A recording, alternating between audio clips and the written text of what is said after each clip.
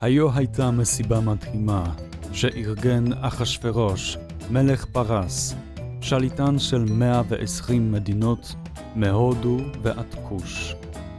כל הנסיכים מהממלכה הוזמנו כדי לראות כמה נדיב ועשיר הוא המלך, איזה לב זהב יש לו ואיזה יין נהדר.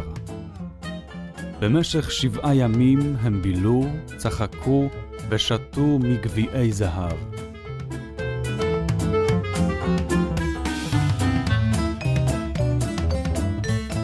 המלכה ושתי הכי יפה בממלכה. יחי המלך! יחי המלך! יחי!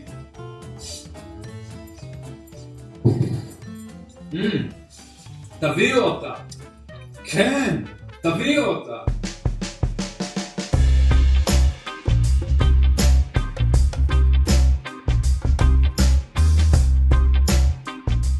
המלכה ושתי ארגנה מסיבה לנשות הארמון.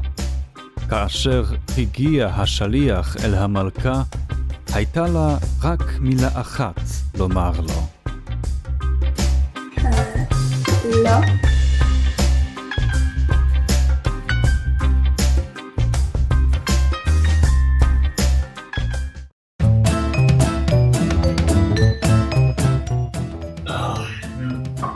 איפה ושתי? ושתי לא באה! ומה לעשות עכשיו?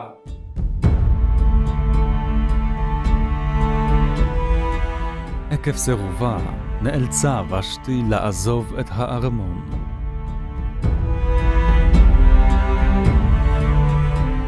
המלך הודיע שכל בחורה צעירה מהממלכה צריכה להתייצב בארמון. היפה ביותר מביניהן תהיה המלכה החדשה במקום ושתי.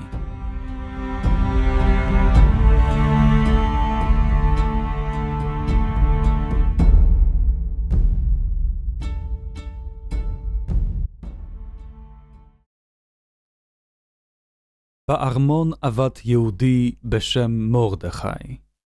הוא היה המשפחה האומנת של הדסה היתומה, בת דודו. מהיום את הבת שלי, הדסה.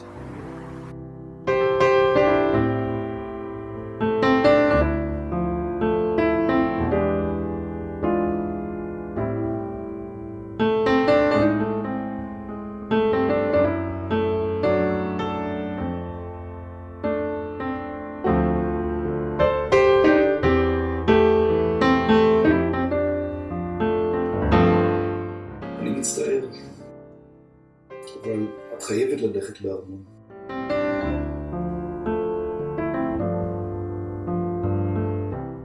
אל תספרי שאת יהודייה. מהיום קוראים לך אסתר.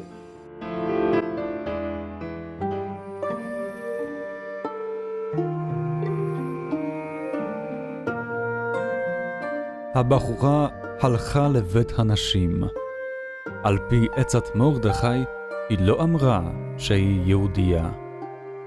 אסתר ידעה שזה היום האחרון של חייה הקודמים. Come and dance with me, the dance of eternity, and I'll follow your steps. You're my king and I will be a bride. I will go along with your music.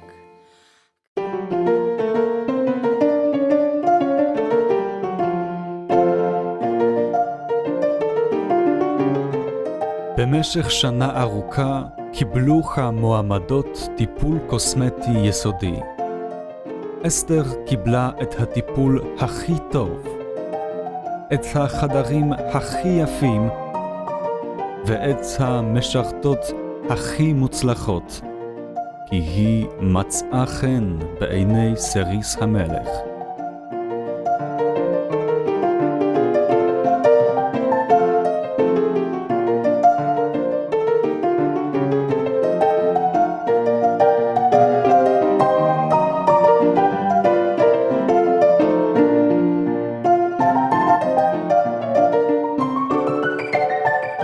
מקץ שנה הגיע היום הגדול. מי תהיה המלכה הבאה?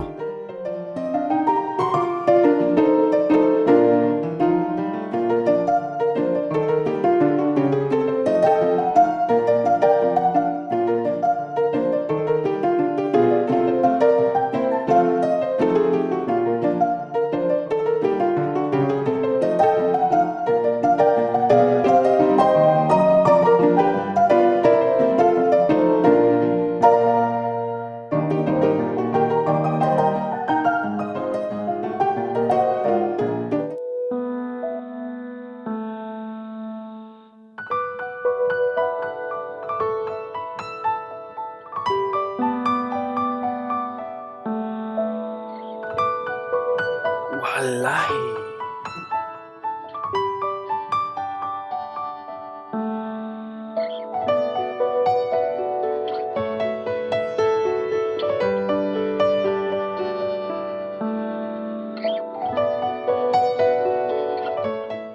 אולי זה חלום?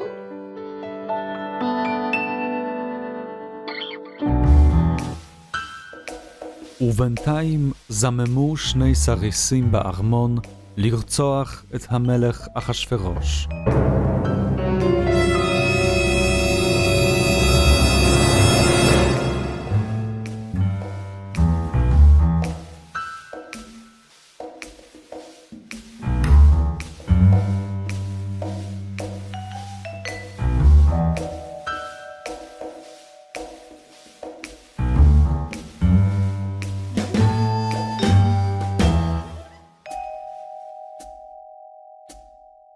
מרדכי, שגילה את המזימה, הודיע לאסתר, ואסתר מסכה למלך.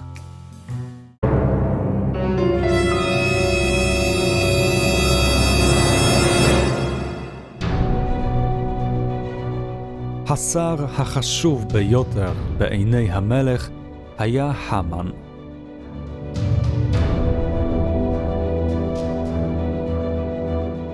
כל אחד היה צריך להשתחוות לו, רק מרדכי לא הסכים.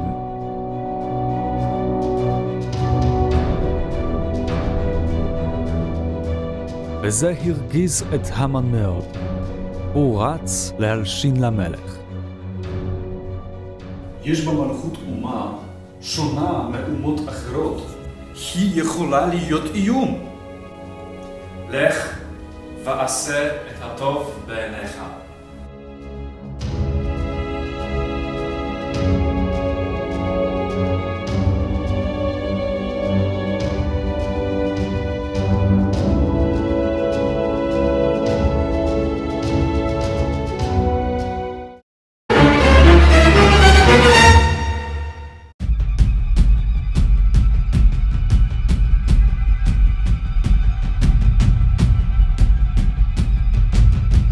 המן פרסם הודעה שב-13 בחודש אדר יהרגו את כל היהודים בממלכה, ילדים, נשים וגברים, וכל רכושם יוחרם, והעיר שושן נבוכה.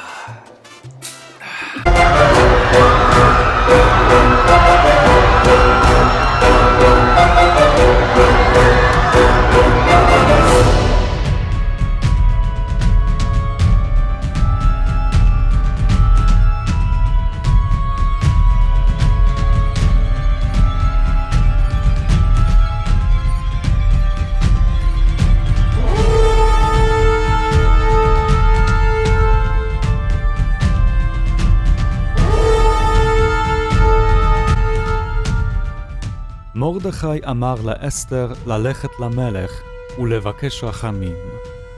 אסתר פחדה, כי אסור ללכת אל המלך בלי הזמנה. אבל מרדכי הסביר לה שאלוהים שלח אותה להיות מלכה כדי להציל את היהודים.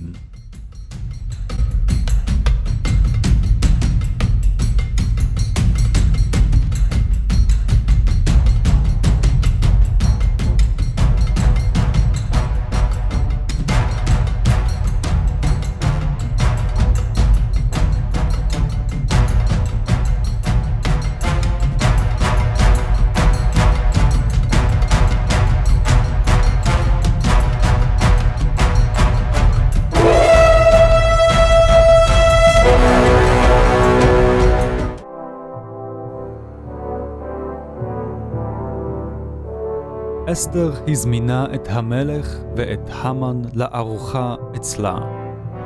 כשהוא שאל מה המלכה רוצה, היא הזמינה אותם שוב למסיבה למחרת.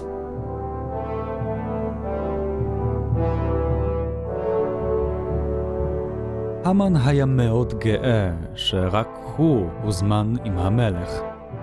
רק דבר אחד הפחיע לו, שמרדכי לא פחד ממנו. אשתו הציעה לו לבנות גרדום בשביל מרדכי. המן אהב הרעיון, כי הוא ממש שונא את היהודי הזה.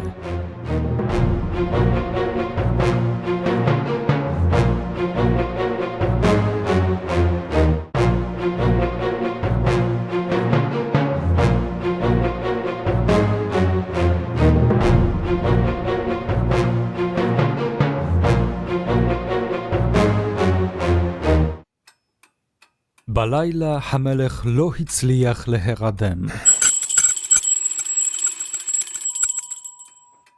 הוא קרא למשרת כדי שיקריא לו מספר הזיכרונות.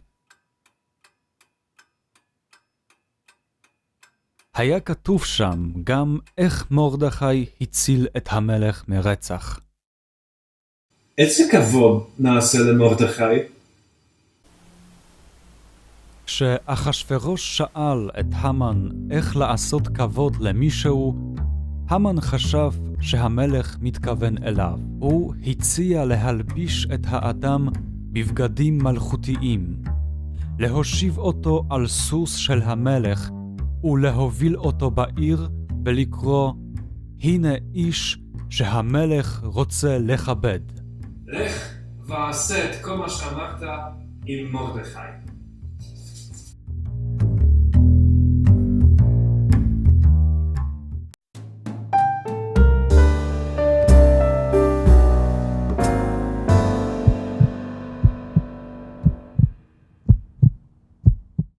הוא רוצה להרוג אותנו.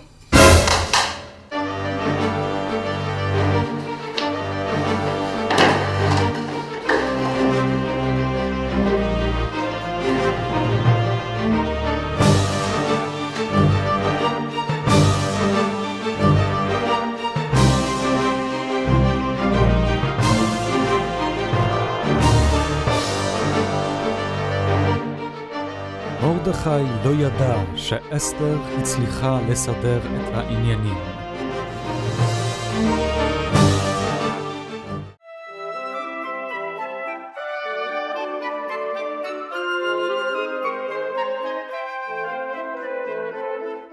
ואז אסתר אמרה לבעלה המלך שמרדכי הוא הדוד שלה.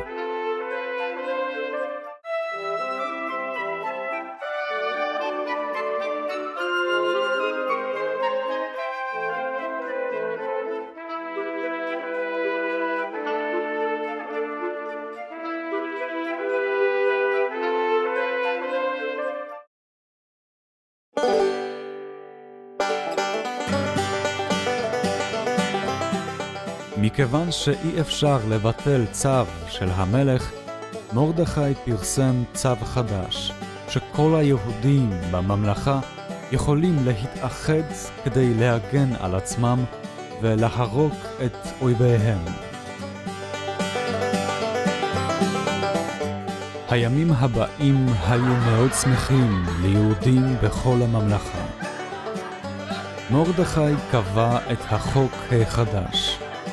היהודים יחגגו את המקרה הזה כל שנה ביום 14 ו-15 בחודש אדר. וכך התחיל חג פורים.